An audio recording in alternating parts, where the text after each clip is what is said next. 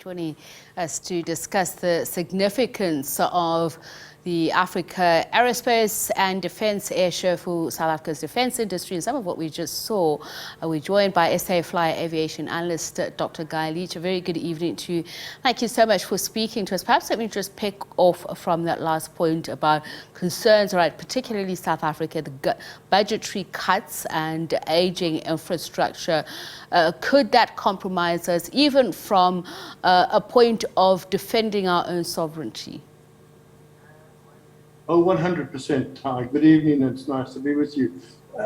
It's an undeniable fact that the South African defence expenditure is completely hobbling our forces. But at the same time, it must be, I think, said or commended that the South African Air Force in particular did a remarkable job in getting key components of their fleet back in the air in time for AAD. Your listeners may know about the huge problems that have kept the Gripen leader fighters grounded for more than a year in terms of the Air Force's inability to maintain its service contracts with Saab, the manufacturer of the Gripens. And yet, an absolutely last-ditch compromise was reached to get 3 of the aircraft back in the air.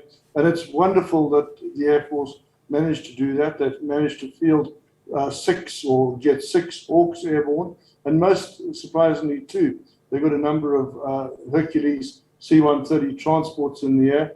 So all in all, the air show AAD was a remarkable incentive for the Air Force in particular to get its house back in order, to get key components of its fleet flying again. So I think it did a lot of good for our defence industry, but it doesn't take away from the problem that the Defence Force has in terms of its massive underfunding.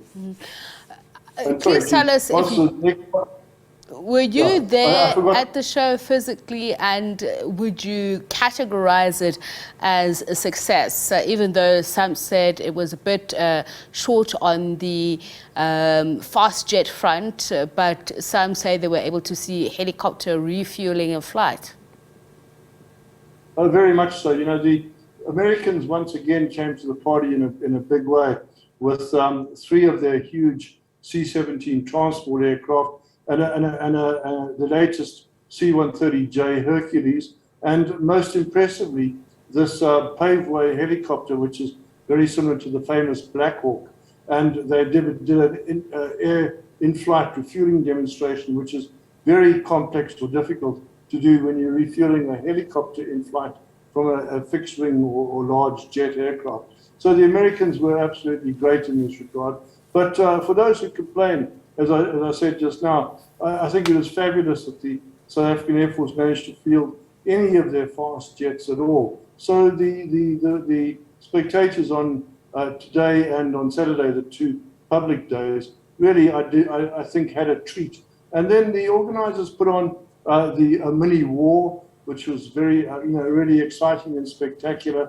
So my feedback from most of the spectators themselves was that actually it was a really good day. And let's not forget that so many of these spectators have been starved of air shows. This was the first AAD in 4 years because of the problems of COVID. So I think that people were very pleased to see such a successful public day.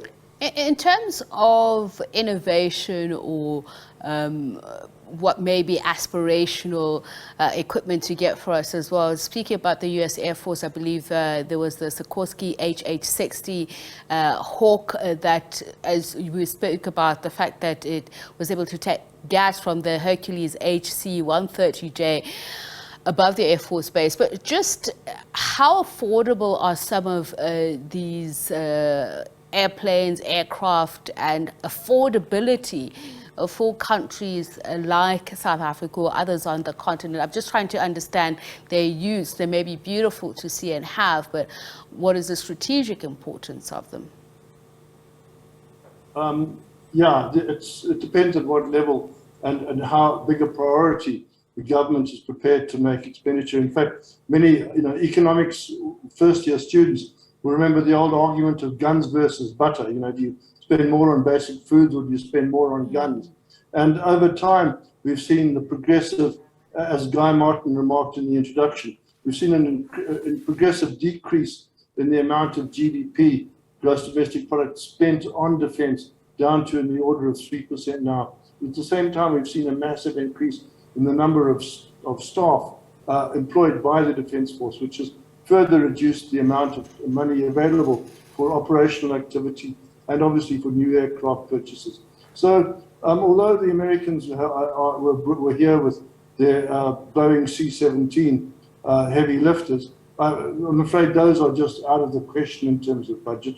There is, however, a reasonable expectation that South Africa could and should be getting the new C-130Js to replace our 50-year-old C-130s already. But and that's particularly the case because about 10 years ago now, South Africa cancelled its contract for A400M Airbuses, which were there to replace the strategic lifters. So we don't have strategic air transport to support our troops properly in the DRC or even northern Mozambique. Unfortunately, one of our C-130s got wrecked in Goma supporting DRC troops. So we're down to very few of these aircraft, and there's a strong need. But yeah, going forward, I think that that hopefully the budget will be increased as the need becomes stronger in this regard. All right. Just a quick one, if you could answer this very quickly. I believe there were issues with the SAAF Gripen. What were they? And if you could also, while you tail off there, speak to us about, the current state of South Africa's aviation industry, and I'm talking about commercial flights here.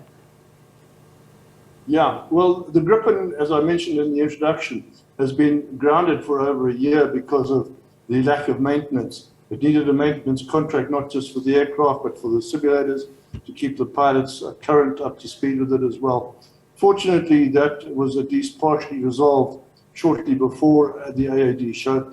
So that's a major feather in the Air Force's cap. What does it say about the industry in general? Well, I think that we've seen, again, as per the introduction, quite good take-up from national states in terms of AAD. Well, I was surprised to see a pavilion for Sudan. So that's really surprising. Nice to see newcomers there, but very little in the way of new technology that we would like to be getting in. And for instance, we didn't see Boeing at all appear. Normally, Boeing is always a regular exhibitor. We only saw Airbus this time. So it would seem that perhaps Boeing has given up on South Africa's, or maybe even SAA's ability to buy new aircraft. And at the same time, it needs to be remarked that the entire general aviation industry was almost conspicuous by its absence from AAD, which is a pity because the air show has always been trying to balance a mix of defense on the one hand and general aviation, or if you like, civil aviation on the other hand. It looks like that the balance of the show has shifted strongly to the military side.